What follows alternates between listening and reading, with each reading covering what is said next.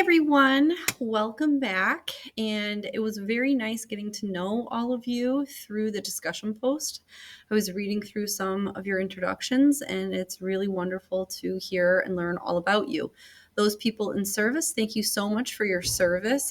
There's actually quite a few of you. I think this is probably the largest online class that I have had that has the most people that are in service. So as someone that has a father that is a veteran and that has a husband in paramilitary, I thank you for your service. All right, so let's jump into week 2, or the official start of the course content for this class.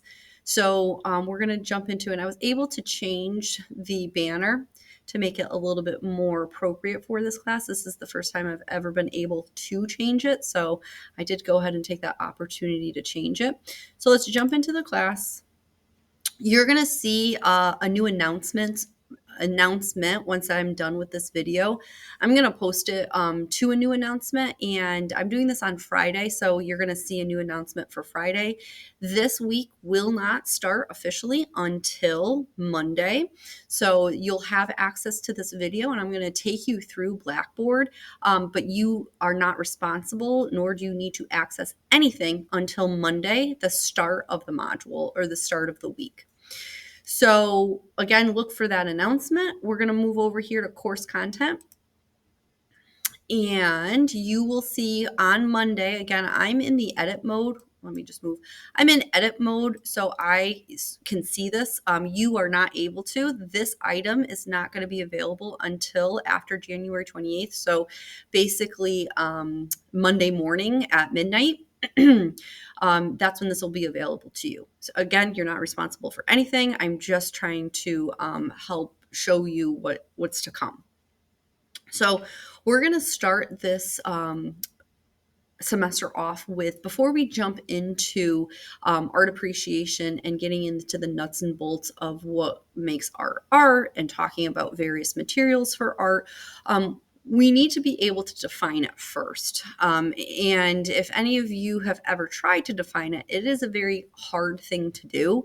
It's challenging because art is very subjective and it's up to your interpretation.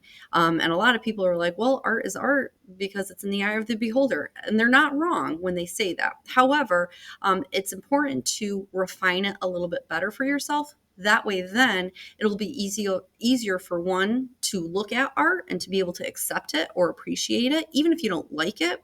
Two, it's going to be easier to talk about, and you're going to be able to do so in a more confident way because you will have solidified opinions and judgments grounded in actual research and actual bodies of work that you can refer back to. So I always begin all of my art appreciation classes with defining what is art. So how are we going to do that? Well, first and foremost, if you click on this item, it's going to take you to a little blurb about art and how it is very ambiguous and basically everything that I just said. There is a video that I highly encourage you to watch. It will help you kind of wrap your head around it. Where in going into this week and what I'm going to be asking you to do. After you do that, you're going to go into what you have to do for this week. So there's going to be a discussion post and a journal entry that you are going to complete. They're going to revolve themselves around this case study Google slide presentation. So we're going to be focused on exploring what is art, and more specifically, what is art to us individually.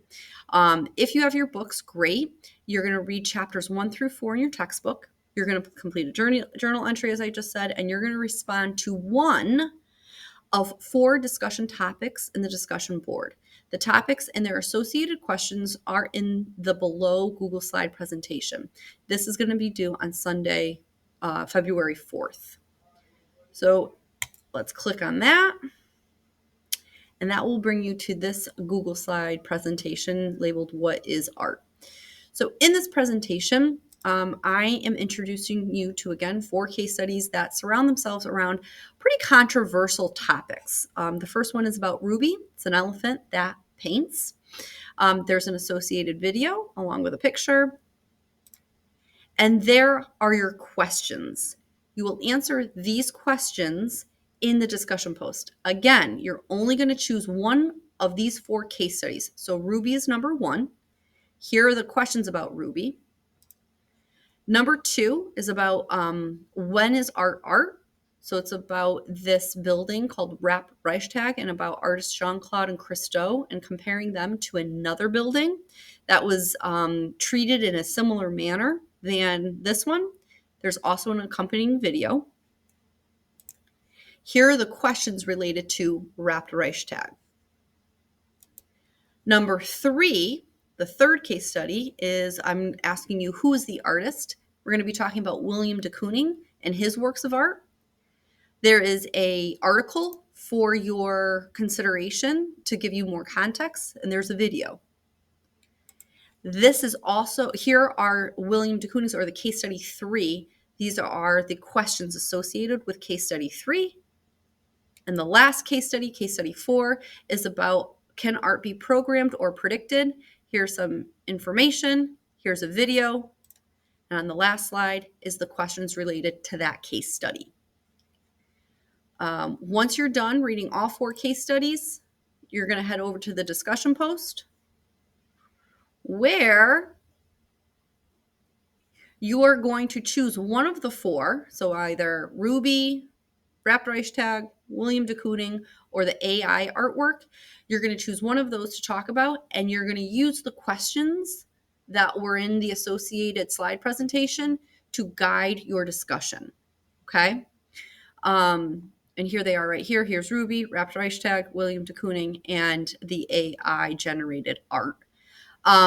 What I'm also going to ask you to do is you are going to respond to 2 peers, either adding into their discussion of you agree, you disagree, any further insights that you can provide, or any experiences that you'd like to add to contribute to the discussion. Okay, so that's your first order of business. The second is you're going to head up here and you're going to do your journal post. So you're going to click journal entries. You're going to go to journal 1. What is art? Click on it. And here you are going to talk to me about your definition of art. And this is where you're going to write to me. This journal is just from me to you. You're not going to have your peers be able to look at this if you don't want them to. If you want to share your thoughts, you can in the discussion post. But this journal is going to be for me and for you. Please report to the lecture hall. Adam Hart to the lecture hall. Thank you. So sorry about that. I'm recording this from my school, so there was that slight interruption. So in this journal entry, you will explore and articulate your personal definition of art. After engaging with chapters 1 through, I'm so sorry, that should be 1 through 4, participating in a discussion topic, and considering the viewpoints of your peers, your task is to define what art means to you. Rather than regurgitating textbook definitions or aiming for a perceived correct answer, I encourage you to delve into your own understanding and experiences. Express your unique perspective on the concept of art, grounding your response in the knowledge acquired from your readings and any insight gained through personal experiences or research. Remember, there are no wrong answers to this question. The emphasis lies on your individual opinions, supported by the information you've gathered. So the purpose, and this has come up in a couple of students over the course of a couple of semesters. Why are we doing a discussion post and a journal entry? The discussion post is really so that you are allowed the opportunity to hear from your peers and to gain insight and perspective on what they can bring to the table. And the journal is really your personal space to be able to really flex and articulate and work through what is being presented to you for the content of that week. Sometimes it can get very personal, and some people do not like sharing their thoughts, and I don't blame them. That's valid. That's why I'm allowing you a collaborative space through the discussion board and a more personal, real, honest space through the journal entry. When you're done with that, you're all done. And then the following week, I'll just give you a heads up. The following week, you will be still working with this concept of what is art, but you're going to have an assignment. This will be released to you on February 4th of the following week at midnight, and you won't have to do anything with this until February 4th. As always, please let me know if you have any comments, questions, or concerns. I also ask you, I know this is a lengthy video, so I do apologize for this, and I'm going to reiterate this in my announcement once I have posted this video. But if there's any issues with links, if there's any issues with not being able to access the discussion or the journal post, please let me know. With every semester that I teach, and I've been teaching for quite a few semesters, I always seem to run into some technical issue or glitch with Blackboard. So we are flexible. We will work with what we have to work with. Please, I won't know because I'm not a student. I'm the facilitator of this classroom. I won't know if you're having issues unless someone lets me know. So please, if you're running into any issues whatsoever, please let me know. Sometimes they're individual issues, and sometimes they can be everybody can't access something, or I have delayed something unintentionally. Okay, so please let me know if you have any issues, troubles, concerns, whatever. If I need to explain something more, please let me know. I'd be happy to do so. Looking forward to what you have to say about this content this week. And I'm really looking forward to reading your journal responses and your definitions of what art is and what art specifically is to you.